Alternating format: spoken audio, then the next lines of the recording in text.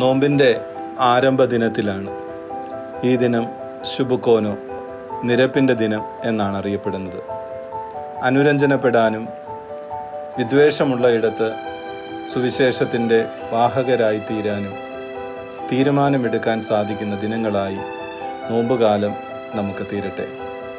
നഞ്ചാക്കുകൊണ്ട് നെഞ്ചും കൂട് തല്ലി തകർക്കുകയും ചുറ്റിക കൊണ്ട് ചെന്നി തല്ലി തകർക്കുകയും ചെയ്യുന്ന യുവത്വത്തിൻ്റെ ഒരു കാലത്താണ് നാം നിൽക്കുന്നത്.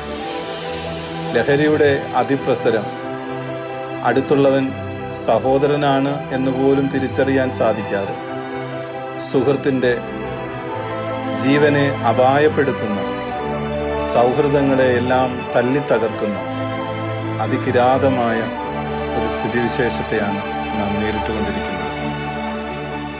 ഈ കാലത്തിന് നല്ല മറുപടി നൽകുവാൻ നോമ്പുകാലത്തിന് സാധിക്കണം.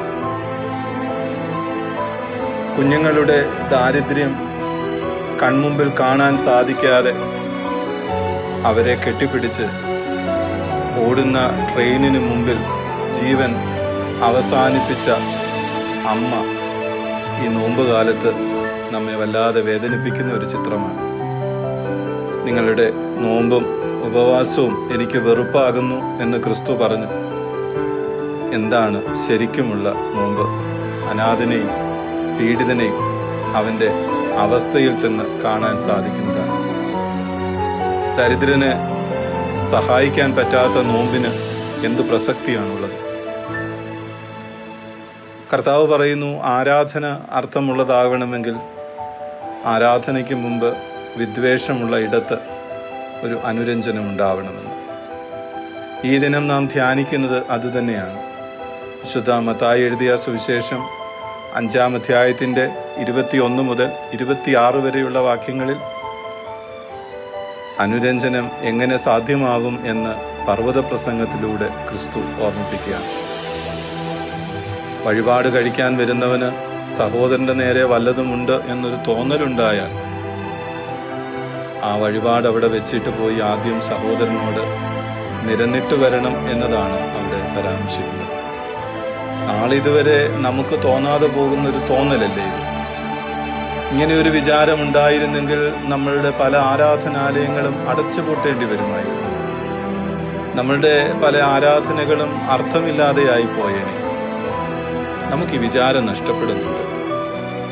നമുക്ക് വിചാരപ്പെടേണ്ടത് അയൽപക്കത്തെക്കുറിച്ചാണ്.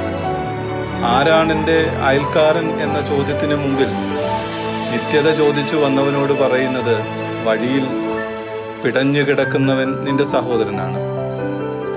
അയൽബന്ധങ്ങൾ വീടിന് തൊട്ടടുത്ത് കാണുന്ന, നമുക്കൊപ്പം തുല്യത അവകാശപ്പെടാൻ പറ്റുന്ന ആളുകളുമായിട്ടുള്ള ബന്ധമല്ല. അവിടെ ഭിന്നശേഷിക്കാരനുണ്ടാവും, സ്ത്രീ ഉണ്ടാവും, സാമ്പത്തിക ഞെരുക്കമുള്ളവനുണ്ടാവും. അവിടെ പല രീതിയിലും നമുക്കൊപ്പം നിൽക്കാൻ സാധിക്കാതെ പോകുന്നവനൊക്കെ ഉണ്ടാവും. അവരെയൊക്കെ ചേർത്ത് പിടിക്കുന്നൊരു ആരാധനാ ഇടങ്ങളും ആരാധനാ രീതികളും നമുക്കുണ്ടാവണം. നോമ്പുകാലം നമ്മുടെ ആരാധന ബന്ധങ്ങളുടെ ഒരു സമഗ്രതയ്ക്ക് ഇടയായിത്തീരട്ടെ എന്ന് മാത്രം പ്രാർത്ഥിക്കുന്നു. ദൈവം അനുഗ്രഹിക്കട്ടെ. Thank you.